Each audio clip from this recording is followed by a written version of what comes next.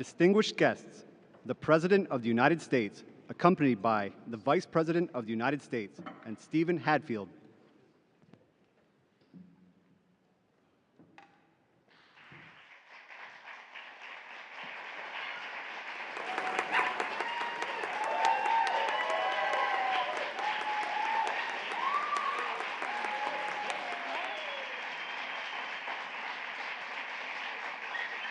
Good afternoon, everyone. Good afternoon. Please have a seat. Good afternoon. It's a room full of leaders. Well, thank you, everyone, for being here and for all the work that you have done leading up to today. I want to thank, of course, our nation's champion, President Biden, for your leadership and commitment to lowering costs for working families in every way. And thank you to all of the members of Congress for the work that you have done and continue to do to help us achieve this type of progress. So we are here today with the firm belief that in the United States of America, no senior should ever have to choose between whether they are able to fill a prescription or fill their refrigerator with food. But for you, yes.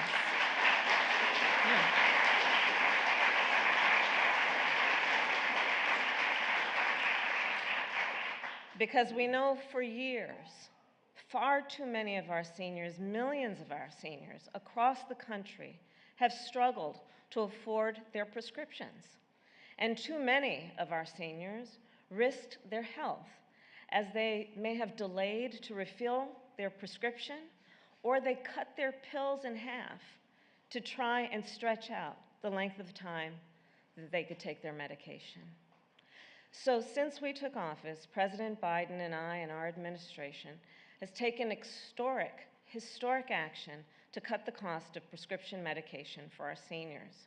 We capped the cost of insulin at $35 a month. Yeah.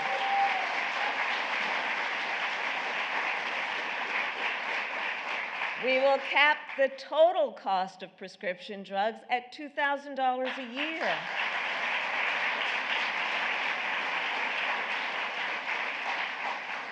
And we have made vaccines free of charge, which will save seniors hundreds of dollars every year. Yes. And we've finally allowed Medicare to negotiate the price of medications with big pharma companies to the benefit of 65 million Americans at least.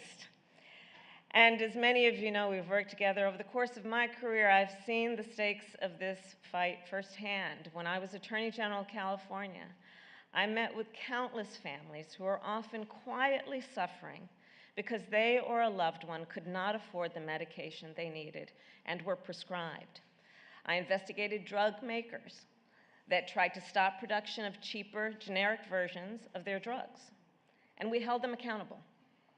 And we intervened in the merger of hospitals that could have resulted in less competition or increased cost for their patients. All that to say, there are many factors that drive up healthcare costs and make medications more expensive. And President Biden and I will continue to use every tool at our disposal to bring these costs down. And we will hold accountable those who try to put profits ahead of the health and well-being of the American people.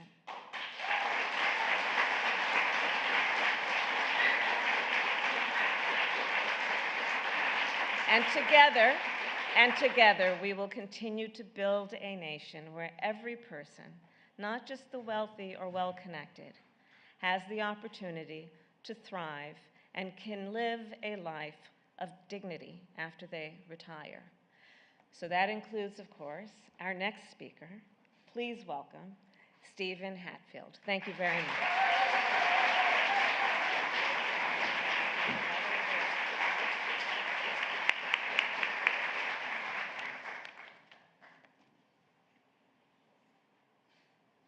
My name is Stephen Hadfield, and I'm from Matthews, North Carolina. I am 71 years old, a husband, a grandfather of 3, and a football fanatic. I also live with a rare blood cancer and type 2 diabetes. 2 health conditions that require very expensive drugs. Every month, the treatment I need to stay alive costs $16,000. I have been a hard worker all my life, and I always had to work multiple jobs simultaneously so I can afford my medications. My doctors have constantly warned me over the years the strain for all these jobs could seriously impact my health. But I'm afraid if I retire, I won't be able to afford what I need to survive. At times, I've had to forego or ration some of my drugs because they were just so expensive. No one in America should have to live this way.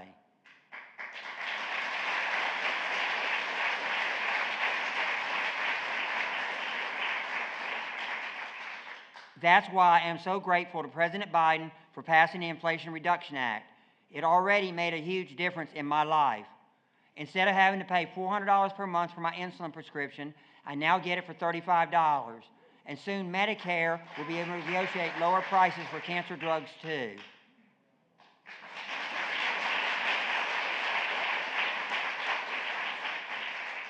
It's given me an entirely new lease on life. For too long, drug makers have made a fortune while patients like me live in constant fear, wondering how we pay for our medicine.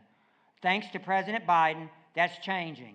He's finally ending Big Pharma's one-sided pricing power and giving seniors like me a break. But it's not just me. His actions are literally saving the lives of so many other patients and families across the country who are struggling to pay their medical bills. He gets it. And that's why it is my greatest honor to introduce the man responsible for all these incredible changes, President Joe Biden.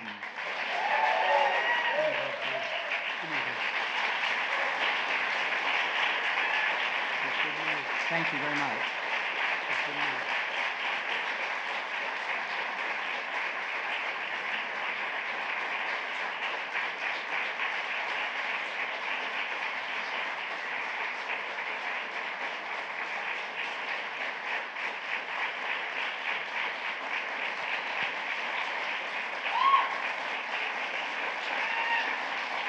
Please. Sit down. I look around the room, and this is a long time in coming. Bill, we started doing this 25, 30 years ago, seeing we could do something about these outrageous prices, give people a fighting chance. Unless you needed the drugs yourself or knew someone who did, it wasn't as real, but boy, we've been fighting Big Pharma for a long time, a long, long time. And Stephen, as my mother would say, God love you, son. You've been through one hell of an ordeal. Your story is a familiar one from too many Americans. Instead of using all your energy to fight the disease, you're fighting insurance or drug companies for medicines that literally keep you alive. Without them, you're not going to be here. On too many nights, too many Americans lay in bed staring at the ceiling, worrying what will happen if their spouse gets sick, if their child gets sick, or something else happens to them. And I should have said at the outset, as I look out in the audience, there's a lot of people who are in this fight, some even before me, that it just is amazing. I want to thank you, the people sitting in front of me, the members of Congress, the organizations you've belonged to, for making this happen. It wouldn't happen without you. And that's not hyperbole. Thank you, thank you, thank you, thank you, thank you, thank you. I'm serious. I'm deadly earnest about it. I really am, so thank you. You know, questions you lie in bed and wonder about. I remember we lived in a 3-bedroom split-level home with 4. We weren't poor, just a normal middle class, I guess technically lower middle class family, but in the development of homes in the bulk of my childhood, that was a 3-bedroom split-level home that had 4 kids and a grandpa living with us. And you could hear everything in the house. I remember one night, this is God's truth, I remember one night, I guess I was a sophomore or junior in high school, and here the headboard of my dad's bed, I could tell my dad was restless in the next room. Next morning I got up and asked my mom, I said, what's the matter with Dad? He said, her company just said they're not going to pay insurance anymore, health insurance. Well, you know, that's tough enough. But imagine when you have life-saving drugs you need to keep you alive. Do you have enough insurance? Can you afford your medical bills? Do you have to sell the house in order to pay for everything? For all of you out there, I get it, and millions of Americans get it. And I promise you, I'm going to have your back, and I'll never stop fighting for you on this issue, nor will Kamala. Nor will Kamala.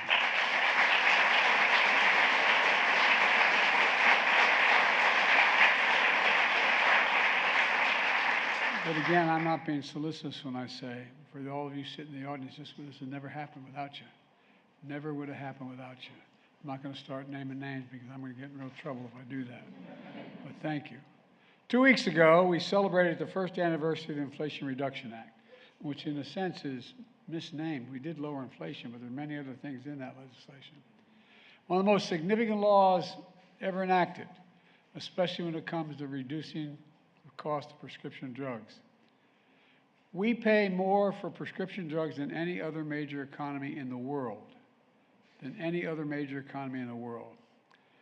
You can walk into a local drugstore across the country and you're paying 2 to 3 times more for the exact same prescription manufactured by the exact same company that it would cost you in Canada or France or anywhere else around the world.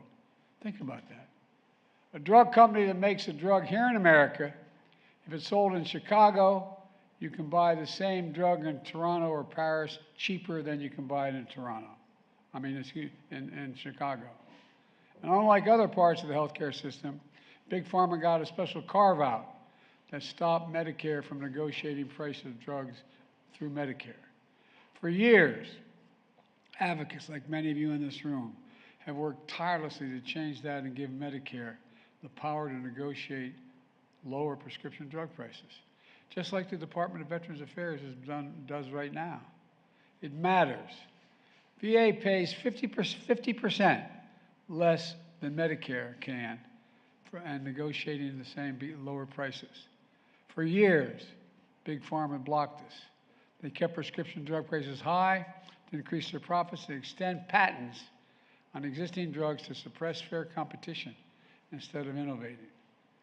Playing games with pricing so they could charge whatever they can. But this is finally, we had enough votes by a matter of 1 to beat Big Pharma. Well, we did it.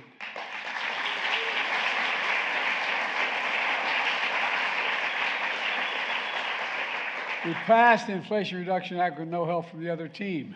Every single person on the other team in the Congress voted against it. Every single one. And we're in a situation here where the law finally gave Medicare the power to negotiate lower prescription drug prices. And by the way, negotiating drug prices alongside other provisions of this law isn't just going to put more money back in the pockets of millions of Americans across the country. It's also going to lower the federal deficit.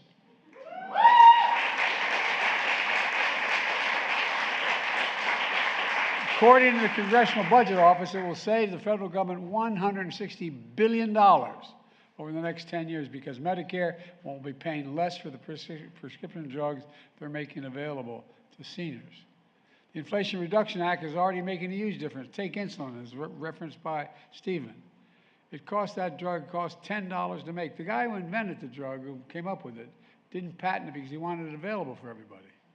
But drug companies are charging 30 times that $10, or more than that. Now, because of the Inflation Reduction Act, seniors on Medicare like Steve are paying $35 a month instead of $400 a month. And it matters. 3 months after the Inflation Reduction Act went into effect, all 3 of the major insulin manufacturers lowered their prices for insulin for everyone. For everyone, not just seniors, everyone. That's originally what I had proposed, everyone. We lost on getting everyone, but we kept seniors. When we act, change happens. And today I'm proud to announce that Medicare has selected the first 10 additional drugs for negotiation under the Inflation Reduction Act. 10 additional. Drugs that treat everything from heart failure, blood clots, diabetes, kidney disease, arthritis, blood cancers, Crohn's disease, and so much more. Medicare spends $50 billion a year on these 10 drugs.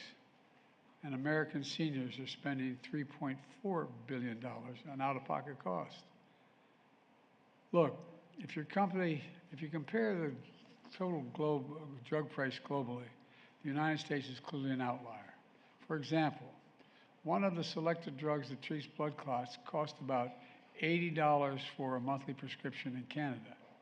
The same exact drug in the United States, made by the same exact company, costs over $270 a month, made by the same company here in the sold in the United States of America. Triple the cost, just crossing the border. Think about that. Big Pharma is charging Americans more than 3 times what they charge other countries, simply because they could. And I think it's outrageous. That's why these negotiations matter. Reducing the cost of these 10 additional drugs alone will help more than 9 million Americans. And by September 2024, HHS, Health and Human Services, was going to publish the prices it negotiated. In January of 2026, the new prices will go into effect. But we're not stopping there. Next year, Medicare will select more drugs for negotiations so more Americans get more savings on life-saving medications they need and deserve. But guess what? Big Pharma doesn't want this to happen, as you might expect. Last year, the industry spent $400 million in lobbying fees to try to stop the Inflation Reduction Act and block the ability of the federal government to lower drug prices. And when they failed, they went to federal court to sue the government in an attempt to maintain their exorbitant prices. They're hoping the courts will do what Democrats in Congress wouldn't do, protect the exorbitant profits and keep negotiations from happening. But we're going to see this through. We're going to keep standing up to Big Pharma, and we're not going to back down.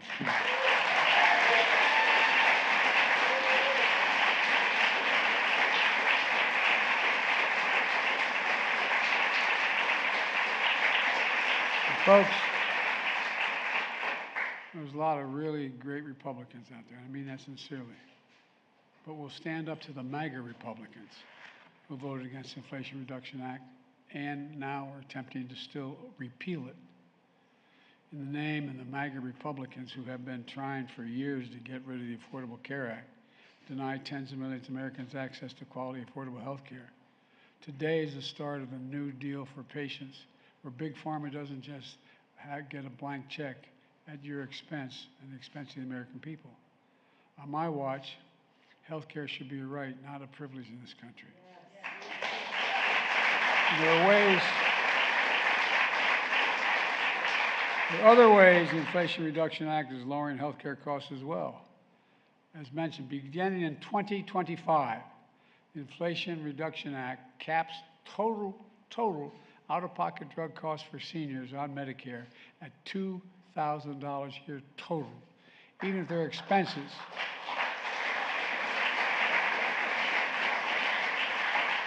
even for expensive cancer drugs that could cost $10,000, $12,000, $14,000 a year, max, cumulative, $2,000. The law already requiring that drug companies that raise prices faster than inflation have to pay the difference to the government between what they charge and the rate of inflation. This quarter, seniors are paying up to $449 less per dose for drugs that hike their prices faster than inflation. In addition to the law, my administration is cracking down on junk health insurance plans that look like they're inexpensive but too often stick consumers with big hidden fees. No one likes to be taken advantage of. We're also cracking down on surprise medical bills. You've all heard of the stories of people who choose a hospital that's in their insurance network, then get a surprise bill of thousands of dollars because the hospital assigned an anesthesiologist, for example, who wasn't in their network. Well, not anymore. Preventing 1 million surprise medical bills every single month when we have changed this law. Lowering prescription drug costs is part of a much broader vision for the country. Growing the economy from the middle out and the bottom up, not from the top down. Because when the middle class does well, everyone does well. I'm a capitalist. If you make $1 billion, fine. Just pay a little bit in taxes. Everyone does well. when we do it this way. The Financial Times and the Wall Street Journal, I don't think they meant it as a compliment originally, started referring to my economic policies as Bidenomics. Well, guess what? It's working.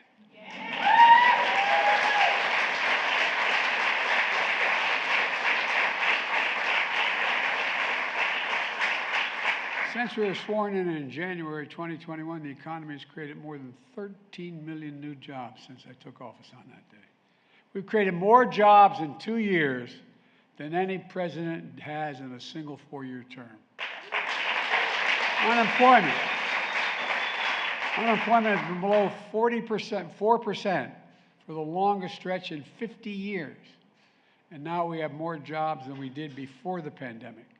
Workers aren't just finding more jobs, they're finding better jobs, higher paid jobs, and job satisfaction. The rate of Americans without health insurance is at an all-time low. Premiums for coverage for millions of Americans under the Affordable Care Act are $800 lower per person than before I took office.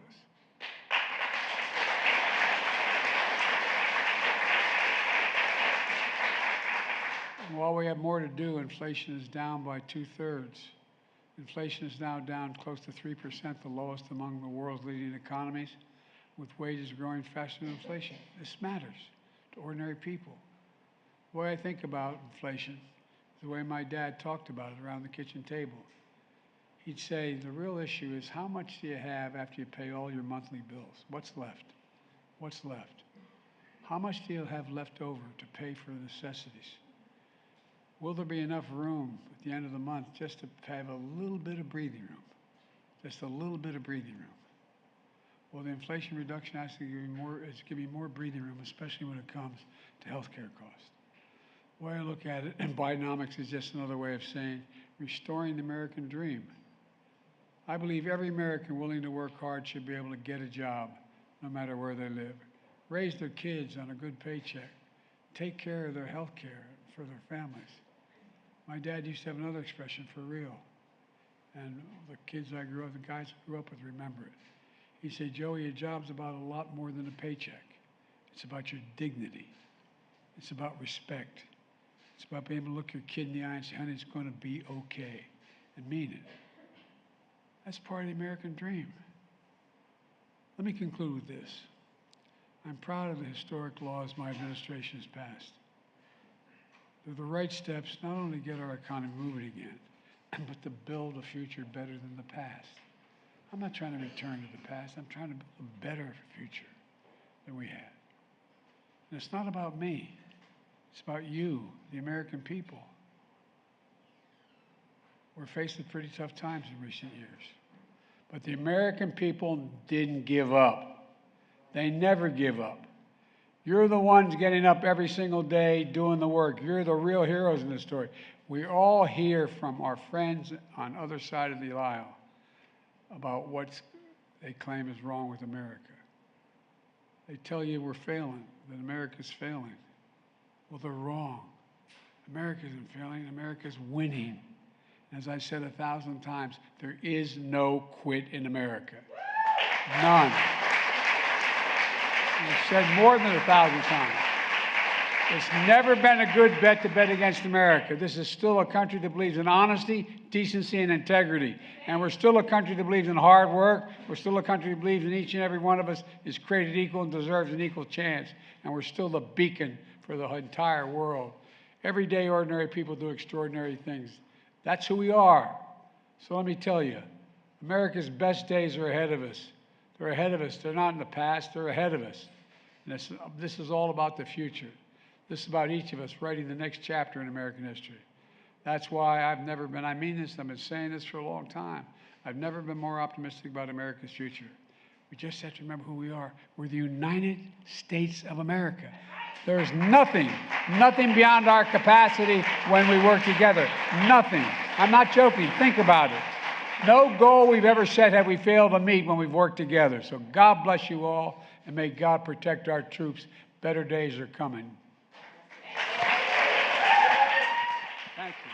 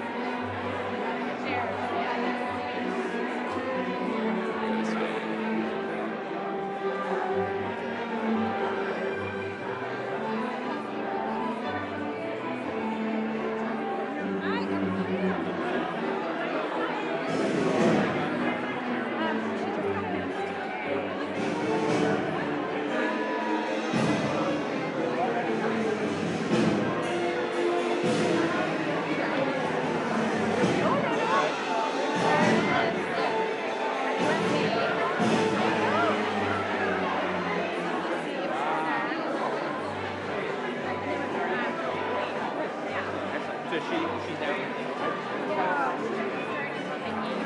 Okay.